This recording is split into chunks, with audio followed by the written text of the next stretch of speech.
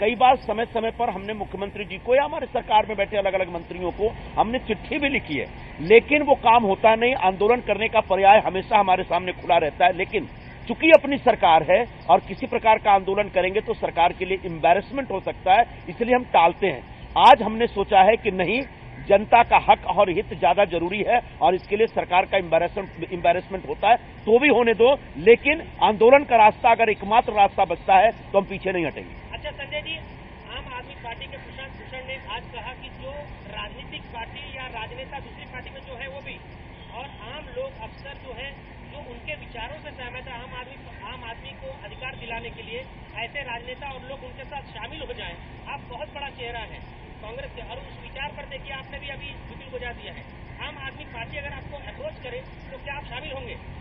मैं कांग्रेस पार्टी का सांसद हूं और कांग्रेस पार्टी का ही सांसद रहूंगा और कांग्रेस पार्टी की जो साख है, कांग्रेस पार्टी का आम आदमी के बीच जो मान सम्मान है उसकी रक्षा करने के लिए मुद्दा उठा रहा हूं और बिल्कुल आने वाले दिनों में कांग्रेस की सरकार के माध्यम से जो कदम उठाया जाएगा उससे आम आदमी के बीच, मुंबई के सर्वसामान्य जनता के बीच मेरी पार्टी का एक मान सम्मान बढ़ेगा और जनता को न्याय मिलेगा। इसके लिए कदम उठा रहा हूं। कौन किस पार्टी में जा रहा है वो उनका विषय है, आम आदमी का या बाकी लोगों का विषय है। मेरा विषय कांग्रेस पार्टी है, कांग्रेस का एक कार्यकर्ता होने के नाते ये विषय लोगों के सामने रख रहा हूं, सरकार के सामने रख रहा हूं।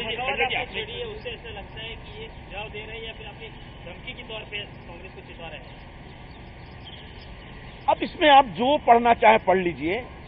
आपको शायद पता नहीं है, बहुत सारे मुद्दे हमारे जो 3-3 सालों से पेंडिंग पड़े। हम लोग मंत्रालय में मीटिंग लेते हैं, मुख्यमंत्री जी के साथ भी कई बार चर्चा करके आए हैं, काम होता ही नहीं है। तो ऐसे में कहीं ना कहीं हम जनता के प्रतिनिधि हैं, इसलिए जनता के प्रश्नों पर आंदोलन करने के लिए भी तैयार होना चाहिए हमें, ऐसी मेरी भूमिका है।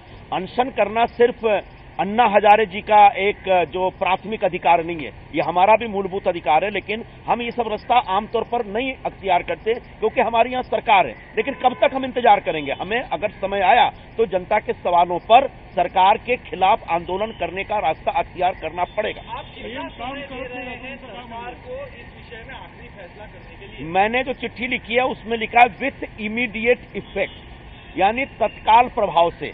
अब तत्काल प्रभाव में 24 घंटे भी हो सकता है, 48 घंटे भी हो सकता है। मैं अपने आदरणीय मुख्यमंत्री जी से अपेक्षा करता हूं कि जल्दी से जल्दी इस बारे में एक सकारात्मक निर्णय लें, वरना मैं अपनी पार्टी के तमाम साथियों के साथ बैठ करके आंदोलन की भूमिका पर विचार करूंगा।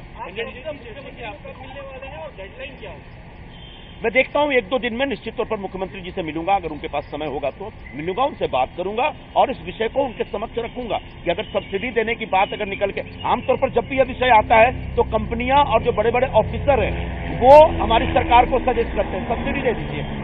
सब्सिडी कंपनियों को मिल जाता है, सब्सिडी का फायदा आम आदमी को नहीं मिल रहा है, सब्सिडी का फायदा कंज्यूमर को नहीं मिल रहा है। जैसे 3.5 रुपए से लेकर के कुछ उसके आसपास का पूरा रेट चल रहा है अभी। अगर कोई सब्सिडी हम दे रहे हैं तो 3.5 रुपए की जगह घट करके अलग अलग स्लैब में कितना आ रहा है, 30 यूनिट वालों को कितना मिलेगा, 100 यूनिट वालों को कितना फायदा होगा, 200 यूनिट वालों को कितना फायदा होगा, 400 वालों को कितना, 500 वालों को कितना, ये क्लैरिटी होनी चाहिए। इसलिए मैंने मुख्यमंत्री जी से अपेक्षा की है कि आप इसकी एक गारंटी दीजिए। आप पहले व्यक्ति नहीं है जो मौजूदा तत्कालीन सरकार के खिलाफ जो है स्पष्ट रूप से लोगों के पक्ष में खड़े हुए हैं। सबसे पहले मिलिंद देवड़ा ने केम्पा कोला का विषय हो, आदर्श का मामला हो, खुलकर सरकार का विरोध किया था। अब आप भी इस प्रकार से विरोध कर रहे हैं। क्या हम इसका मतलब ये निकालें कि मौजूदा सरकार जनता के पक्ष में काम नहीं कर रही है, जिसका गुस्सा आप झेल रहे हैं? देखिए, सरकार में बैठे लोगों की एक अपनी भूमिका होती है और वो शासन प्रमुख या शासन के प्रतिनिधि होने के नाते अपनी भूमिका लेके चलते हैं और उसके तहत बहुत सारे नियम कानून कायदों का एक दबाव रहता है।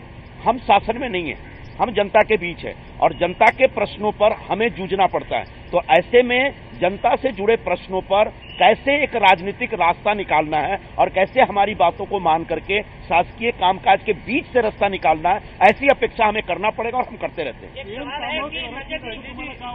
पहल हुई है आम आदमी पार्टी को देखकर, जैसे कि आपने लेटर में उल्लेख हुआ, दूसरी पहल जो होगी महंगाई या भ्रष्टाचार को लेकर, जो आम आदमी पार्टी के काम को देखकर होगी या ऐसे और भी मुद्दे हैं महंगाई के, जैसे अनाज पर? नहीं, आप कृपया करके उस विषय के ऊपर ध्यान दीजिए।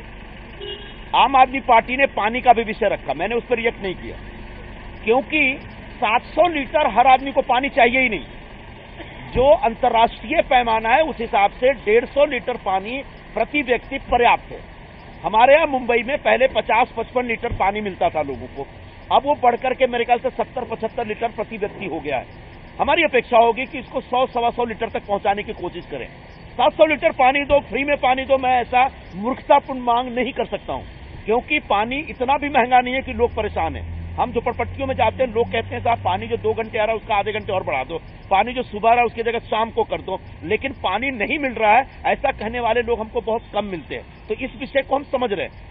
अब बिजली का जो विषय है ये सर्वसामान्य जनता का विषय है, चाहे बिल्डिंग में रहने वाले लोग हों या झोपड़पट्टी में रहने वाले लोग हैं, सभी त्रस्त हैं। यहां तक कि कमर्शियल वाले भी त्रस्त हैं। मैं कमर्शियल वालों का विषय हाथ में नहीं ले रहा हूं, सारे सेक्टर को रिलीफ दीजिए, मैं नहीं बोल रहा हूं, लेकिन डोमेस्टिक सेक्टर यानी झोपड़पट्टी में रहने वाले लोग, चालों में रहने वाले लोग और बिल्डिंग में रहने वाले लोगों का जिस प्रकार से बिजली महंगा हुआ है, 3 गुना 4 गुना हुआ है, उसके ऊपर न्याय करना पड़ेगा, वरना आंदोलन के अलावा और कोई रास्ता नहीं रह जाता। संजय जी, एक सवाल है कि आम आदमी पार्टी दिल्ली के बाद जो है लोकसभा चुनाव मुंबई सबसे बड़ा निशाना है उनके लिए, तो ऐसे में मुंबई आकर सबसे बड़ी झोपड़पट्टी आम आदमी यहाँ बहुत है, झोपड़पट्टी में रहने वाले इस लेवल के, तो ऐसे में उनका मुद्दा उसको आपने हाईजैक कर लिया, क्या उसके बढ़ते हुए प्रभाव पर आपको ताला लगाना था, ब्रेक लगाना था? मेरे ख्याल से अब आपके पास सवाल नहीं है। नहीं, ये बताइए अपनी पार्टी के खिलाफ आंदोलन संजय जी, भूमिका का सबसे बड़ी बात जवाब दे चुका हूं। संजय जी, एक बड़ा सवाल है कि महंगाई का जो मुद्दा है, सिर्फ महंगाई की बात मैं पानी पे नहीं ले जा रहा हूँ, मैं अनाज और सब्जियों की बात जो आसमान छू रहे हैं उन बातों को लेकर भी एनसीपी को चताया जाएगा। कोई शरद पवार कह रहे हैं उनके पास कोई, देखिए मैं सब्जियों के मामले में एक लाइन में आपको पूरा सच बताना चाहता हूं। दिल्ली में प्याज का भाव चुनाव के 2 दिन पहले तक 50 रुपए था, तथाकथित तौर पर जिस दिन वोटिंग हुई उस दिन शाम को 20 रुपए किलो मिल रहा था। तो ये सब दिखावा ज्यादा है, सच्चाई कम है इसमें। जब राज्यों के चुनाव हो रहे थे तो मेरे पास लोग आए थे, उन्होंने कहा साहब 20 रुपए 22 रुपए रेट पे जब चाहो मुंबई में आपकी कॉन्स्टिट्यूंसी में हम कांदा देने के लिए तैयार हैं। मैं तैयारी में भी लग गया, फिर मैंने पता लगाया कि 28 रुपए हो गया और एवरीडे कम जा रहा है। तो ये एक डिमांड एंड सप्लाई में इमीडिएट तत्कालिक तौर पर अगर कोई गैप होता है उसकी वजह से होता है। दूसरा, जो जमाखोर होते हैं उनकी वजह से होता है, और जमाखोरों के खिलाफ कार्रवाई करने की जवाबदारी राज्य सरकार की होती है और राज्य सरकारों को सख्ती से कार्रवाई करनी चाहिए जमाखोरों के खिलाफ। तो सब्जी का भाव है, समय समय पर जो शूटअप होता है उसके पीछे एक आर्टिफिशियल ऑपरेशन होता है, उसके खिलाफ निश्चित तौर पर कार्रवाई होनी चाहिए। जब समय आएगा इसके ऊपर भी हम मुद्दा लेकर खड़े होंगे। लगातार अगर बात की जाए महंगाई भ्रष्टाचार एक मुद्दा जरूर रहा है, लेकिन क्या अचानक ये सारे लोग सड़कों पे आना शुरू कर दिए सरकार के खिलाफ और सरकार कुछ ऐलान कर दिया गया है, तो क्या ये वजह माने जाए लगातार हार जो कई राज्यों के अंदर बीजेपी और आप जो है वो लगातार खुल करके आती जा रही है? कांग्रेस को ऐसा लग रहा है कि कहीं ना कहीं दिशा गिरती जा रही है? देखिए, महंगाई एक बड़ा मुद्दा है। जब रिजल्ट आए थे उस दिन कई चैनल पे मैं खुद ही स्वीकार कर रहा था और हमारी कांग्रेस अध्यक्षा ने भी स्वीकार किया है कि महंगाई एक बड़ा मुद्दा है, लेकिन हम बार बार लोगों को यही समझाने की कोशिश कर रहे हैं कि महंगाई कोई सरकार जानबूझ के नहीं लाती। मजबूरियां हैं जो पूरी आर्थिक व्यवस्था है पूरी दुनिया की, जिसके तहत मंदी के दौर से गुजरते हुए और अंतर्राष्ट्रीय बाजारों में जिस प्रकार से कच्चा तेल का भाव बढ़ा है उसका नतीजा हम भोग रहे हैं। हाँ, सरकार की तरफ से और एफर्ट होने चाहिए। एक उदाहरण देता हूं आपको, पता नहीं आप लोगों ने ध्यान दिया कि नहीं, कोई 1.5 साल पहले मैं राधाकृष्ण विखे पाटिल साहब के पास गया था और मैंने उन्हें कहा था कि जो सब्जी, फ्रूट्स और वेजिटेबल जो हमारे यहाँ आते हैं वो खेत से बाजार में आ रहे हैं, इस बीच जो सप्लाई चेन है वो 4 रुपए के प्याज की कीमत 22 रुपए 25 रुपए कर दे रहा है। क्यों हो रहा है? एक तो उसमें एपीएमसी का रोल है, बीच में बड़े बड़े दलालों का रोल है, जो बड़े बड़े स्टॉकिस्ट है उनका रोल है। तो अभी गवर्नमेंट ऑफ इंडिया ने एक नया जीआर निकाला, initiative, national initiative on vegetable. मतलब कोई भी आदमी खेत से सीधे सब्जी उठा के बाजार में लाके बेच सकता है, एपीएमसी के थ्रू जाने की जरूरत नहीं है। मैंने कहा कि ये जीआर को लागू किया जाए। उस समय मैं जब मिलके आया, कुछ अखबार वालों को बताया, बेचारों ने छापा भी, फिर मैंने कांग्रेस अध्यक्षा को इस बारे में चिट्ठी लिखी, उनके सामने विषय रखा। मुझे खुशी है कि 2-3 दिन पहले इस बारे में कांग्रेस पार्टी की तरफ से बयान आया कि हम लोग ये रूट लेने जा रहे हैं। तो जो बीच में सप्लाई चेन है, जो दलाल हैं, जो एपीएमसी का रूट है, इन सारे चीजों को हटाना पड़ेगा और सरकार को इसके लिए बगैर ब्यूरोक्रेटिक हैसल में आए एकदम फटाफट डिसीजन लेना पड़ेगा, तो महंगाई के ऊपर नियंत्रण स्थापित हो सकती है। आपने अभी कहा था कि इलेक्शन से पहले प्याज महंगी थी, अचानक भाव गिर गया, तो क्या इसमें राजनीति देखते हैं, कोई बड़े नेता की पॉलिसीज देखते हैं या कुछ और वजह है, क्या देखते हैं आप? देखिए, ये जो कांदा, ये जो प्याज, सब्जी, चावल, गेहूं, इसके जो स्टॉकिस्ट होते हैं वो तो कांग्रेस पार्टी के सपोर्टर है नहीं, आप सबको मालूम है।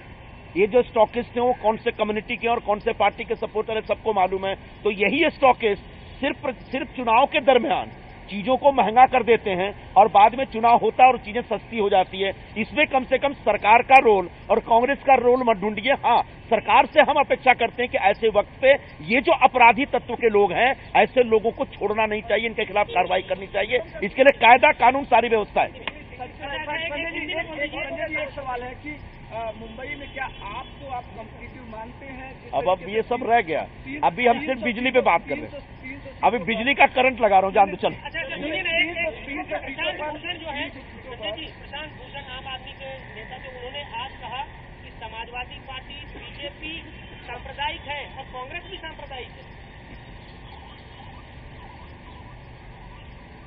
है। देखिए, गांधी जी के जमाने से या कह सकता हूं आजादी के आंदोलन के जमाने से कांग्रेस पार्टी की एक अपनी सोच है, एक धारणा है, एक विचारधारा है और उसी विचारधारा के आधार पर तब से ये पार्टी काम कर रही है। और धर्मनिरपेक्षता के नाम पर कांग्रेस पार्टी ने बहुत कुछ गंवाया है। ऐसे में आम आदमी पार्टी के जो नए नए नेता निकल के आए हैं, वो अचानक उनको पता नहीं कहां से इहलाम होता है और कभी भी कुछ भी बयान दे रहे हैं। कृपया करके इस प्रकार के उल जलूल बयानों से आम आदमी पार्टी के नेता सावधान हो जाए, वरना यही जनता अगर उनको कुर्सी पे बैठाती है तो यही जनता कुर्सी से उखाड़कर फेंक भी देगी। तो बिजली की दरें घटाने की मांग को लेकर अपनी ही पार्टी के खिलाफ आंदोलन की बात कर रहे हैं उत्तर मुंबई से सांसद संजय निरुपम। महाराष्ट्र सरकार को निरुपम ने धमकी दी है और धमकी देते हुए कहा है कि आंदोलन करूंगा, अगर मेरी बात पर जवाब नहीं आया, अगर मेरी बात पर कोई कार्रवाई नहीं हुई, बिजली सस्ती नहीं हुई, तो मैं आंदोलन करूंगा, मैं आंदोलन की रूपरेखा तैयार करूंगा। हालांकि कोई वक्त नहीं बताया कि कब तक वो इंतजार करेंगे महाराष्ट्र सरकार के जवाब का। उन्होंने कहा कि मैं कोशिश भी करूंगा महाराष्ट्र के मुख्यमंत्री पृथ्वीराज चव्हाण से मिलने की।